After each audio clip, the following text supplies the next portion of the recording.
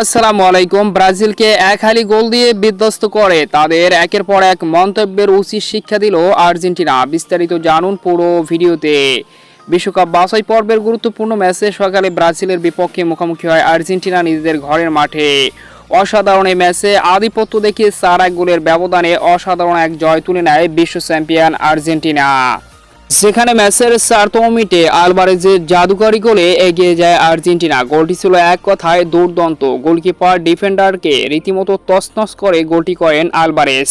ঠিক যেন কাতার বিশ্বকাপের সেমিফাইনালে ক্রোয়েশিয়ার বিপক্ষে করেছিল আলভারেজ, সেই গোলটার মতোই এক অসাধারণ গোল করে আর্জেন্টিনাকে লিড এনে দেন। এরপর 12তম মিনিটে এনজো ফার্নান্দেজ আরও এক অসাধারণ গোল করে আর্জেন্টিনাকে 2 গোলে লিড এনে দেন। যদিও 26তম মিনিটে কোনহা একটি গোল করে ব্রাজিলকে ম্যাচে ফেরানোর চেষ্টা করে, তবে 37তম মিনিটে ম্যাক অ্যালিস্টারের অসাধারণ ম্যাজিক্যাল ফার্স্ট টাচের ফিনিশ গোলে আর্জেন্টিনা 3-1 এগিয়ে যায়। এরপর যেন ব্রাজিল একেবারে ম্যাচ থেকে ছিটকে যায়। 3-1 গোলে লিড নিয়ে অর্ধ অংশ পার করে দ্বিতীয় অর্ধে আর ব্রাজিল ম্যাচে ফেরার কোনো সুযোগ পায়নি।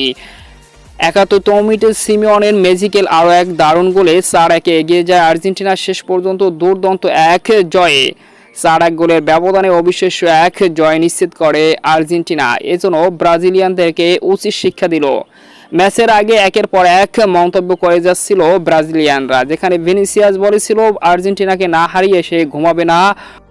অন্যদিকে ব্রাজিলের আরেক স্টার রাফিনহা বলেছিল আর্জেন্টিনাকে হারাবে এবং সেখানে তিনি গোল করবে। এই বাজে মন্তব্যের কারণে আর্জেন্টিনা একেবারে খেপে গিয়েছিল এবং ব্রাজিলকে হালি দিয়ে ছেড়ে দিল। তো উচিত শিক্ষা পেল আর্জেন্টিনার কাছে ব্রাজিলিয়ানরা।